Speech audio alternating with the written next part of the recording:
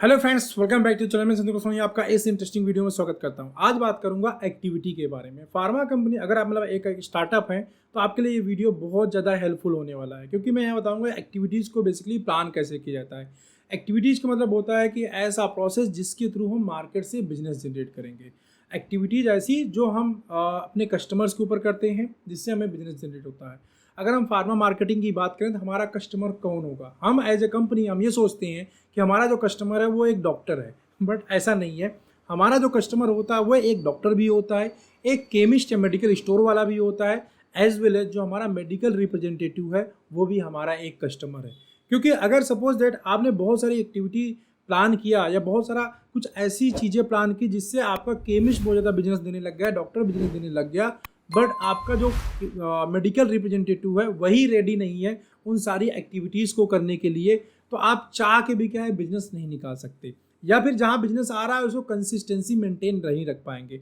अगर डॉक्टर या केमिस्ट हमको बिजनेस दे रहा है, उस बिजनेस को मेंटेन करने के लिए, उस बिजनेस को इंश्योर करने के लिए आपको अपना जो रैप है जिसके थ्रू वो बिजनेस आ रहा है उसके लिए भी आपको एक्टिविटीज़ प्लान करने चाहिए। तो मैं इस वीडियो के अंदर आपको तीनों के लेवल पे कुछ क्रिएटिव एक्टिविटीज़ बताऊंगा जिसको आप प्लान कर सकते हैं, जिसको आप ध्यान में रखते हुए जो अपनी क्वार्टर प्लानिंग है उसको आप बना सकते हैं। तो सबसे पहले हम बात करते हैं डॉक्टर के लेवल पे कि डॉक्टर के लेवल पे बेसिकली हम कौन कौन से कैंपेन वगैरह कर सकते हैं या कौन सी चीज़ें आपको करनी चाहिए। फ्रेंड्स, सबसे जो पॉपुलर कैंपेन है उसको बोलते हैं हम ओपीडी कैंप। ये बहुत सारी कंपनीज करती हैं, बहुत ज़्यादा सक्सेसफुल ओपीडी कैंप होता है। इससे हम किसी भी डॉक्टर के पेन पे अपना ब्रांड लेके आ सकते हैं।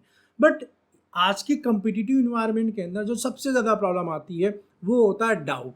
जब भी हम कोई एक्टिविटी करने जाते हैं ना, क्या होता है कि जल्दी से कोई डॉक्टर या केमिस्ट एक्टिविटीज़ के लिए अलाउ नहीं करता। बिकॉज ऑफ दैट रीज़न हम क्या करते हैं, डाउटफुल सिचुएशन में पहुंच जाते हैं कि यार पता नहीं रिजल्ट आएगा या नहीं आएगा। मतलब हम कैंपेन रन करने से पहले ही हम खुद ही डाउट करने लग जाते हैं, या हमारा रैप जो होता है वो खुद ही डाउटफुल सिचुएशन में चला जाता है कि यार एग्जैक्टली यहाँ से रिजल्ट कुछ आएगा भी या कंपनी या बकवास कोई चीज़ करने के लिए दे रही है जिसको मुझे करना नहीं है। मतलब आपका जो रैप है या आप खुद ही मान लो सपोज दैट आपने 4-5 डॉक्टर के ऊपर ट्राई किया और उन्होंने मना कर दिया। अब आपके माइंड के अंदर क्या आ जाता है कि नहीं यार इससे कुछ नहीं होने वाला, ये बेकार की चीज़ है। लेकिन रियल में फ्रेंड ऐसा नहीं होता। अगर आपका कैंपेन कोई भी मार्केट के अंदर रन नहीं हो पा रहा है तो उसके पीछे की चीज़ों को जरा समझने की कोशिश करो। हो सकता है आपका रिलेशन ना हो सकता है आपकी कंपनी के साथ डॉक्टर या केमिस्ट फ्रेंडली ना हो सकता है आपका फेस नया हो सकता है आपके मेडिकल रैप का फेस नया हो सकता है प्रीवियस कुछ ऐसी गलत चीज़ें हुई हो, कुछ माइंडसेट बन गया हो डॉक्टर का या केमिस्ट का, या इसके जैसे बहुत सारी चीज़ें हो सकती हैं, राइट। तो वो चीज़ आपको फाइंड आउट करना चाहिए। And yes, OPD camp one of the best tool है किसी भी डॉक्टर के पेन पे अपने ब्रांड को ले आने के लिए, राइट। तो ओपीडी कैंप आप प्लान कर सकते हैं और वहाँ पे अपने पेन को, अपने ब्रांड को डॉक्टर के पेन पे ला सकते हैं। दूसरे नंबर की अगर मैं बात करूँ तो वो डिजीज सेंट्रिक कोई भी आप एक्टिविटी या प्लान कर सकते हैं, एक्टिविटी या कैंपेन प्लान कर सकते हैं। डिजीज सेंट्रिक का मतलब होता है, मान लीजिए जैसे मैं कि एपिलेप्सी के ऊपर मेरा कोई प्रोडक्ट आता है तो इस एपिलेप्सी हम डे सेलिब्रेट करेंगे या उससे रिलेटेड आर्टिकल्स हम सबमिट करेंगे देंगे, मतलब वहाँ पे उससे रिलेटेड गिफ्ट आर्टिकल या इनपुट हम प्लान कर सकते हैं जिससे हम डॉक्टर को एजुकेट कर पाए या फिर उस पर्टिकुलर डिजीज को कनेक्ट कर पाए उस आर्टिकल के साथ में, ठीक है। तीसरे नंबर पे आता है आरटीएम या सीएमई। ये क्या होता है? आरटीएम का बेसिकली मतलब होता है राउंड टेबल मीटिंग, जहाँ पे एक पर्टिकुलर टॉपिक के ऊपर डॉक्टर्स या जो हेल्थ केयर प्रोफेशनल्स होते हैं वो डिस्कशन करते हैं। इसी का बड़ा रूप जो होता है उसको बोलते हैं सीएमई, कंटिन्यूअस मेडिकल एजुकेशन। क्या मीनिंग होता है? इसमें बेसिकली हम 20 डॉक्टर्स को या मोर देन 20 डॉक्टर्स को कलेक्ट करते हैं एक कॉन्फ्रेंस हॉल के अंदर और वहाँ पे पर्टिकुलर एक टॉपिक लेते हैं और एक स्पीकर होता है। स्पीकर आप अपनी सिटी से भी ले सकते हैं या डॉक्टर की परमिशन लेके किसी बाहर सिटी से भी कर सकते हैं, उसको बोलते हैं सीएमई, राइट। अब सीएमई आरटीएम करने का बेनिफिट क्या होता है? सीएमई आरटीएम पहली बात तो तब करना चाहिए जब आपके पास कुछ इनोवेटिव टाइप का ब्रांड हो, कुछ कॉन्सेप्ट सेलिंग ब्रांड हो। अदरवाइज जनरल ब्रांड के ऊपर ये काम नहीं करता, क्योंकि फार्मा कंपनी बहुत सीएमईज करती हैं, उसकी वजह से कुछ रिजल्ट आपको नहीं मिलने वाला। बट अगर आपके पास एक अच्छा कॉन्सेप्ट है, जैसे कि पीसीओडी के ऊपर है, इनफर्टिलिटी के ऊपर है, मेल सेक्सुअल डिस्फंक्शन के ऊपर है, गैस्ट्रो का कोई टॉपिक आप लेके आए हुए हैं, या स्पर्म काउंट के ऊपर कोई है, स्ट्रेस एंजाइटी के ऊपर है, डॉक्टर के हेल्थ के ऊपर है, तो ये सारे टॉपिक के ऊपर डॉक्टर बहुत ज़्यादा इंटरेस्टेड होते हैं और इसके ऊपर सीएमईज भी कम होती है, राइट। अब इसमें मैं बिल्कुल स्पेसिफिक चला जाऊँ तो आप बोलोगे सर इस टाइप की सीएमईज बहुत होती है। मैं 4-5 टॉपिक आपको बता दूँ। अगर आप फार्मा के अंदर काम कर रहे हैं तो इसके ऊपर आपने सीएमईज देखी ही नहीं होगी। सबसे पहले मैं बात करता हूँ मेल सेक्सुअल डिस्फंक्शन। इसके ऊपर जल्दी से आपको सीएमई देखने को नहीं मिलेगा। इरेक्टाइल डिस्फंक्शन के ऊपर सीएमई देखने को नहीं मिलेगा। ओलिगोस्पर्मिया के ऊपर आपको सीएमई देखने को नहीं मिलेगा, या लो स्पर्म काउंट के ऊपर सीएमई देखने को नहीं मिलेगा। स्ट्रेस एंजाइटी की सीएमई देखने को मिलेगी, बट स्ट्रेस एंजाइटी जो डॉक्टर्स को हो रहा है, भाई नॉर्मल जो डेथ का एवरेज है इंडिया के अंदर वो है 65 ईयर, लेकिन आपको क्या मालूम है डॉक्टर का एवरेज डेथ क्या है, वो 58 ईयर है। मतलब जितने में जो हेल्थ केयर प्रोफेशनल्स है उनके लिए खुद एक वर्किंग कॉल होनी चाहिए कि वो कम टाइम के अंदर एक्सपायर कर जा रहा है, राइट। इसके ऊपर जल्दी से सीएमई नहीं होती है। तो ये मैंने 5-7 टॉपिक बताया, आप जाके देख लीजिए, आपको इसके ऊपर सीएमई होती जल्दी से नजर नहीं आएगी। तो आप यहाँ पे बात कर सकते हैं अगर आपके पास इस टाइप के प्रोडक्ट हैं। ऐसे अदर मतलब डिफरेंट सेगमेंट के अंदर जाएंगे, बहुत सारे टॉपिक ऐसे मिल जाएंगे जिसके ऊपर इतना ज़्यादा बात नहीं हो रहा है। अगर इसके ऊपर आप बात करने के लिए एक अच्छा ओरेटर लेके आते हैं, अच्छा स्पीकर लेके आते हैं, बहुत सारे डॉक्टर्स आते हैं और इस चीज़ को सुन के जाते हैं, राइट। तो राइट फ्रेंड, तो इस टाइप की चीज़ें आप कर सकते हैं। कोई सब्सक्रिप्शन मॉडल आप चाहो तो दे सकते हो, जैसे डॉक्टर्स के यहाँ टीबी वगैरह लगा होता है, कोई जनरल है, जनरल की भी बात करोगे कि कोई डॉक्टर्स हमसे लेता नहीं, कभी सेक्सोलॉजी का जनरल का सब्सक्रिप्शन आप दे के देखो, या हर महीने सेक्सोलॉजी का जनरल आप दे के देखो, आपको डॉक्टर लेके इसको यूज करेगा। मैं एग्जांपल इसलिए दे रहा हूँ कि इसके ऊपर ज़्यादातर लोग काम नहीं करते। ऐसा नहीं कि सिर्फ सेक्सोलॉजी है, बट और भी ज़्यादा है, गैस्ट्रो के अंदर है, गायनिकोलॉजी में है, बहुत सारे जर्नल्स अच्छे आते हैं जिसका सब्सक्रिप्शन डॉक्टर के पास में नहीं होता है, राइट। तो आप इन सब चीज़ों के साथ काम कर सकते हैं। ये बहुत ज़्यादा कॉस्टली नहीं होते, बट यस इसकी वजह से बहुत अच्छे रिजल्ट आ जाते हैं, लेकिन कई बार हम डाउटफुल रहते हैं, हम खुद ही ऐसी चीज़ों को ढूंढ नहीं पाते। गूगल करेंगे आपको चीज़ें मिल जाएंगी, ठीक है। या फिर आप कुछ यूनिक एंटी गिफ्ट वगैरह भी आप चाहो तो कैंपेन के लिए प्लान कर सकते हैं। तो ये सारी चीज़ें, इस टाइप की एक्टिविटी बेसिकली फ्रेंड आप क्या कर सकते हैं, डॉक्टर के साथ में प्लान कर सकते हैं।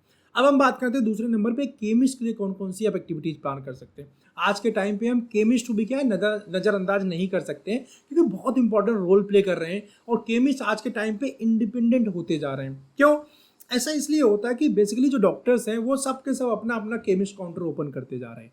तो केमिस्ट के पास प्रिस्क्रिप्शन आता नहीं है, तो केमिस्ट क्या करता है, खुद ही प्रैक्टिस करना शुरू कर देता है, प्राइमरी मेडिसिन देना शुरू कर देता है, प्राइमरी ट्रीटमेंट कर देता है, देना शुरू कर देता है, जिसकी वजह से आप केमिस्ट को आज के टाइम पे इग्नोर नहीं कर सकते। दूसरा एक रीजन है, जेनरिक मार्केट का सेल बहुत तेजी के साथ बढ़ता जा रहा है, अवेयरनेस इंक्रीज होती जा रही है, तो इसकी वजह से भी केमिस्ट के हाथों में बहुत सारा सेल होता है। तो केमिस्ट पे कौन कौन सी एक्टिविटी कर सकते हैं?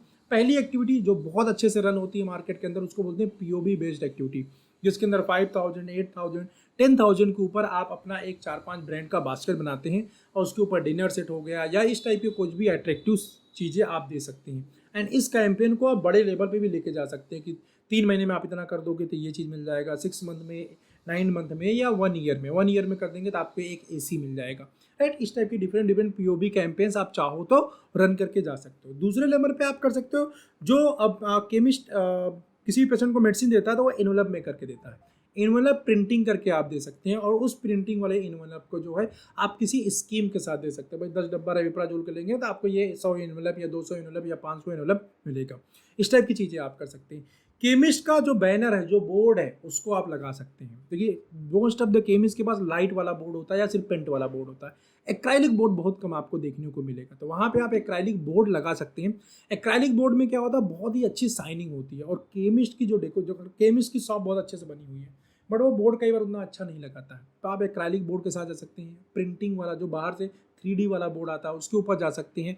ये सारी चीज़ें बहुत हेल्प करती हैं। अब इन चीज़ों का जो कॉस्ट आता है वो 15 to 25,000 या 30,000 रुपीज़, जैसे आप क्वालिटी बनाएंगे उसके ऊपर जाता है। इतने पीओबी के ऊपर इंश्योर कर दीजिए, भाई इतना आप बिजनेस देंगे तो आपको ये चीज़ें हम करके दे देंगे।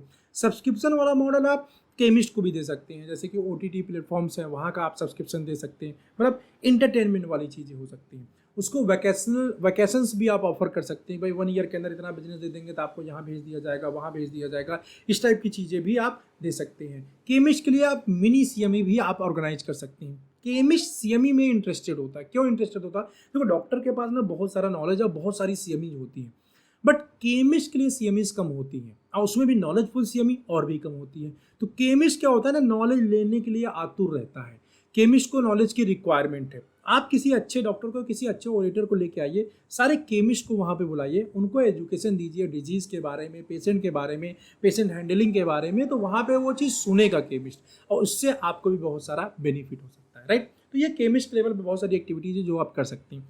इसके बाद हम नेक्स्ट पार्ट में चलते हैं, जो है हमारा मेडिकल रिप्रेजेंटेटिव। भाई वो मोटिवेट रहेगा, उसको बेनिफिट होता रहेगा, तभी जाके वो क्या कर पाएगा, आपके लिए कंटिन्यू वर्क कर पाएगा। प्लस आपके सेल को प्लस कर पाएगा। इसलिए उसके लिए इंसेंटिव होना जरूरी है। इंसेंटिव सर्कुलर भी आप डिफरेंट पार्ट में कर सकते हैं। मंथली इंसेंटिव हो गया, क्वार्टरली इंसेंटिव हो गया, प्रोडक्ट वाइज इंसेंटिव हो गया। आप इन सब चीज़ों के बारे में, इंसेंटिव और सिस्टम के बारे में बहुत ज़्यादा जानना चाहते हैं तो मेरा एक फार्मा स्टार्टअप टूल किट है, उसको आप लेके देख सकते हैं। वहाँ से आपको बहुत सारा नॉलेज मिल जाएगा। ठीक है, आप इनपुट प्लानिंग के बारे में और ज़्यादा इन डेप्थ जानना चाहते हैं, मेरा प्लानिंग एंड रिव्यू का वर्कशॉप है, उसकी रिकॉर्डिंग आप लेके दे सकते हैं। मैं लिंक आपको डिस्क्रिप्शन में दूंगा, वहाँ से जाके आप चाहें तो परचेज करके इसको और ज़्यादा इन डेप्थ में जान सकते हैं, क्योंकि मैंने 2 दिन का वर्कशॉप किया हुआ था। यहाँ तो छोटा सा टाइम है, इसके अंदर थोड़ी चीज़ें ही मैं आपको वीडियो में बता सकता हूँ। ठीक है, तो जो हमारा मेडिकल रैप है उसको मोटिवेट करने के लिए बहुत सारी एक्टिविटीज़ होती है। उसके साथ गेम प्लान कर सकते हैं, उसके साथ आप डिनर के लिए जा सकते हैं, उसके लिए आप जो है अच्छे अट्रैक्टिव इंसेंटिव प्लान कर सकते हैं, अच्छे अच्छे इनपुट्स प्लान कर सकते हैं। भाई कि ये पीओबी कैंपेन डाल दिया, मान लो आप 10 पीओबी करोगे तो आपको ये डिनर सेट मिल जाएगा, ये मिल जाएगा, वो मिल जाएगा। इस टाइप की बहुत सारी चीज़ें आप कर सकते हैं। ठीक है, एंड यस, उसको भी मूवी ट्रिप, मूवी का टिकट ऑफर कर सकते हैं, ट्रिप ऑफर कर सकते हैं। ये सारी चीज़ें बिजनेस प्रॉफिटेबिलिटी के ऊपर फ्रेंड डिपेंड करता है। और बिजनेस प्रॉफिटेबिलिटी की रिस्पॉन्सिबिलिटी सिर्फ मेडिकल रिप्रेजेंटेटिव की नहीं होती, बिजनेस प्रॉफिटेबिलिटी की रिस्पॉन्सिबिलिटी ओनर की भी होती है। आप सिर्फ वही जनरल ब्रांड नहीं लेके आ रहे हैं तो बेचारा कहाँ से क्या बिजनेस लेके आएगा। एक अच्छा ब्रांड प्लानिंग करना, यूएसबी बेस्ड ब्रांड लेके आना, ये कंपनी के ओनर की रिस्पॉन्सिबिलिटी होती है। और कंटिन्यूस इनोवेशन करते रहना भी कंपनी के ओनर की रिस्पॉन्सिबिलिटी है। राइट, चलो इस वीडियो के अंदर मैंने आपको तीनों लेवल में बताने की कोशिश किया हूँ कैसे कैसे आपको कैंपेन आइडिया प्लान करना चाहिए। हाँ, इसके बारे में और ज़्यादा इन डेप्थ आप जानकारी चाहते हैं, मेरे साथ आप जूम कॉल बुक कर सकते हैं, लिंक मैं डिस्क्रिप्शन में दे दूंगा, वहाँ से जाके आप बुक कर सकते हैं। या आप मेरे जो फार्मा स्टार्टअप टूल किट है उसको ले सकते हैं। वर्कशॉप मैंने किए हुए हैं डिफरेंट, उसको आप लेके देख सकते हैं, वहाँ से आपको बहुत ज़्यादा नॉलेज मिलेगा। एंड यस, ऐसी इन्फॉर्मेटिव वीडियो आप और सारा देखना चाहते हैं, मतलब बहुत सारा देखना चाहते हैं, चैनल को सब्सक्राइब कर लीजिए, क्योंकि मैं ऐसे वीडियो कंटिन्यूसली आप लोगों के लिए लेके आता रहता हूँ। राइट, मैं आपको मिलता हूँ नेक्स्ट वीडियो में।